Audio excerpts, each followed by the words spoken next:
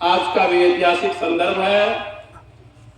हम जानते हैं कि आज 5 दिसंबर 2024 है। 5 दिसंबर का महत्व वैश्विक इतिहास में, विश्व के इतिहास में बहुत ही खास है।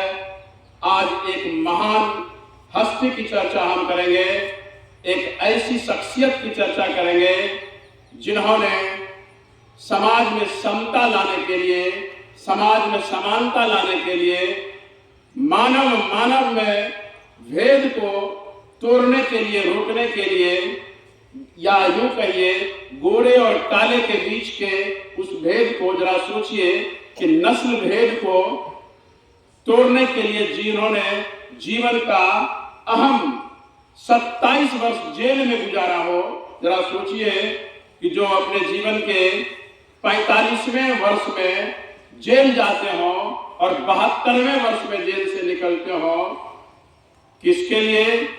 तो अपने मानव के प्रति विद्वेष और विभेद को तोड़ने के लिए। हम लोग आज चर्चा करेंगे नेल्सन मंडेला की, हम लोग दक्षिण अफ्रीका के महात्मा गांधी की चर्चा करेंगे जिन्होंने आज ही के दिन 5 दिसंबर 2013 को अंतिम सांस ली थी। नेल्सन मंडेला रंगभेद नीति के सख्त विरोधी और मानव के बीच में विभेद पैदा करने वाले तत्वों के प्रति उन्होंने जो रुख अपनाया था, जो उन्होंने विरोध जताया था, गांधीवादी तरीके से, शांतिपूर्ण तरीके से, उसी का परिणाम हुआ कि 1990 ईस्वी में दक्षिण अफ्रीका से रंगभेद नीति को वहां के तत्कालीन प्रधानमंत्री, वहां के तत्कालीन शासनाध्यक्ष FW क्लार्क ने उसे हटा लिया था। जरा सोचिए कैसा वह मंजर रहा होगा, कैसा वह दृश्य रहा होगा, कैसा वो हाल, कैसी वो हालत रही होगी जब इंसान और इंसान के बीच में भेद किए जाते हो। हमारे एक राष्ट्रभक्ति गीत में भी है, काले गोरे का भेद नहीं, हर दिल से हमारा नाता है। और जहां काले और गोरों के बीच में भेद हो कि कालों के रहने के लिए अलग जगह, बस में काले लोगों के बैठने के लिए अलग सीटें, ट्रेन में सफर करने के लिए काले लोगों के लिए अलग गाड़ी, अलग डब्बे और गोरे लोगों के लिए फर्स्ट क्लास। गांधी जी को भी एक बार रंगभेद नीति का सामना करना पड़ा था और उन्हें टिकट लेने के बावजूद फर्स्ट दर्जे से, फर्स्ट क्लास से उन्हें सामान सहित फेंक दिया गया था। जहां दक्षिण अफ्रीका में अंग्रेजों ने या गोरे लोगों ने उन्हें कहा था कि ये केवल गोरे लोगों के लिए है और काले लोगों को फर्स्ट क्लास में बैठने की अनुमति नहीं है। उनके रहने, खाने, पहनने, पढ़ने और हर एक चीज का, आवासन तक का अलग तरीका था। जैसे इसे हम लोग अपार्थाइड, नस्लभेदी बर्ताव कहते हैं दुनिया में। जैसे अंग्रेज अपने यहाँ बोर्ड लगाते थे कि काले लोग यानी इंडियन लोग यहाँ आने के अधिकारी नहीं है, are not allowed.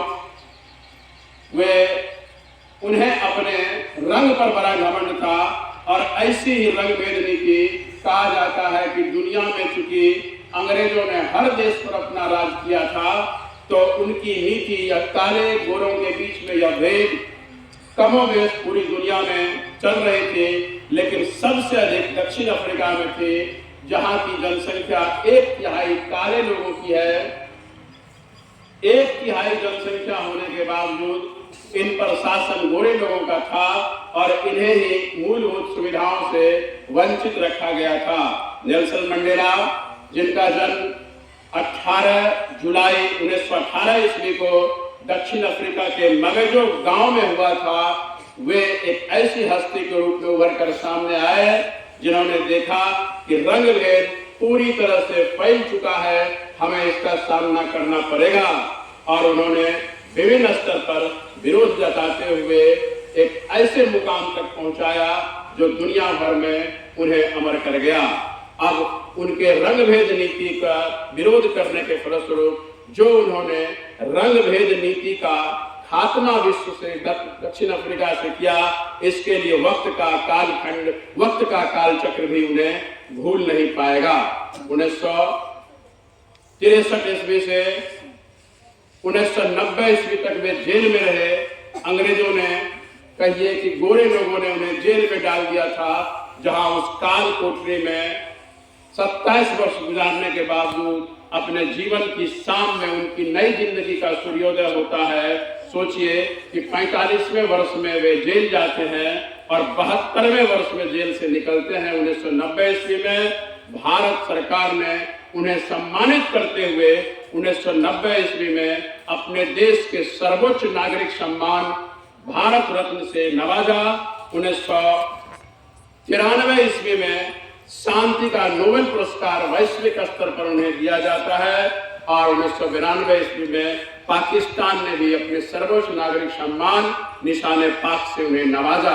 Nelson Mandela विश्व भर में एक ऐसी हस्ती है जिन्होंने मनुष्य और मनुष्य के बीच में, मानव और मानव के बीच में भेदभाव को तोड़ने के लिए अपनी पूरी जिंदगी उत्सर्ग कर दी। परिणाम सामने में आया जब 1994 ईस्वी में दक्षिण अफ्रीका में राष्ट्रपति का चुनाव हो रहा था, तो राष्ट्रपति के उस चुनाव में सर्वसम्मति से चुनाव के बाद बहुमत से इनकी पार्टी दक्षिण अफ्रीकी नेशनल कांग्रेस को विजय मिलती है और 10 मई 1994 ईस्वी को ये दक्षिण अफ्रीका के पहले अश्वेत राष्ट्रपति के रूप में गद्दी नशीन होते हैं, राष्ट्रपति पद को सुशोभित करते हैं और 1999 ईस्वी तक ये दक्षिण अफ्रीका के राष्ट्रपति रहे।